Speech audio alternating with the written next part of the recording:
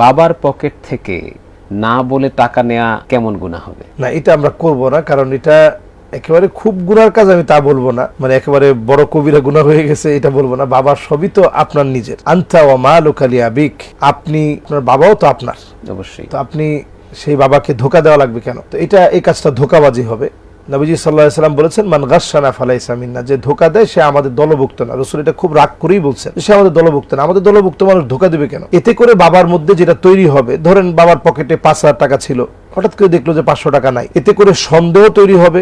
কাজের মহিলার উপরে সন্দেহ হতে পারে, কাজের ছেলেটার উপরে সন্দেহ হতে পারে, রাগারাগির কারণ হতে পারে, মানে একটা ছোট্ট কারণ নিয়ে কত ধরনের কত কিছু হতে পারে, যে কি আমার 500 টাকা কোথায় গেল, কে নিয়ে গেল। যেখানে নামাজ পড়ছে ওইখানে কোনো মুসল্লির উপরে সন্দেহ হতে পারে। মানে একটা ছোট্ট কারণে, আপনার একটা ছোট্ট কারণ, একটা ধোকার কারণে কত ধরনের সমস্যা হতে পারে। এই জন্য আমরা এটা না বলে বরং বাপের কাছ থেকে একটা স্পেশাল অনুমতি নিয়ে রাখবো। আব্বা, আমার যখন টাকা লাগবে আমি কিন্তু তোমার পকেট থেকে টাকা পয়সা নিয়ে নিবো। তো বাপে তো তখন খুশি খুশির মধ্যে বাপে তো অনুমতি দিয়ে রাখবে, ঠিক আছে বাজার, তোর যা লাগে তুই নিস।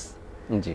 তো তখন আপনি বাবার উপরে একেবারে জুলুম করবেন না, পরিমিত যেটা প্রয়োজন, মানে একেবারে এই অনুমতিগুলা দিয়ে রাখলে যেটা হয়, আমাদের বাচ্চারা এখন আসলে খুব বেশি ছোটবেলা থেকেই খুব বড় মানসিকতা নিয়ে বড় হয়। এটা যেমন দরকার, আবার ছোটবেলা থেকে একটু কষ্ট সহিষ্ণু হওয়াটাও দরকার। একেবারে বললেই যদি আপনি সব পেয়ে যান, তো জীবনে আপনি আর পাওয়ার তো কোনো কিছু বাকি থাকে। আমাদের ছোটবেলাটা কিন্তু একেবারে এরকম যায় না যেরকম এখন আমরা দেখতে পাচ্ছি, যা লাগবে না তাও তারা পেয়ে যাচ্ছে। ড্রেস একেবারে, সেদিন দেখলাম একটা ভিডিও ভাইরাল হয়ে গেছে যে 1,37,000 টাকা উনি মার্কেট করছে, এখনো কিছুই কেনা হয় নাই। কিছুই কেনা হয়, জি। মানে ওনার শুধু জুতা কিনতেই 40,000 টাকা চলে গেছে, 4টা জুতা কিনছে উনি। মাআযাল্লাহ, মাআযাল্লাহ, কি জবাব আল্লাহর কাছে আমরা দিব বলেন? হেভেন টিভি, জান্নাতি আহ্বানী প্রতিক্ষণ।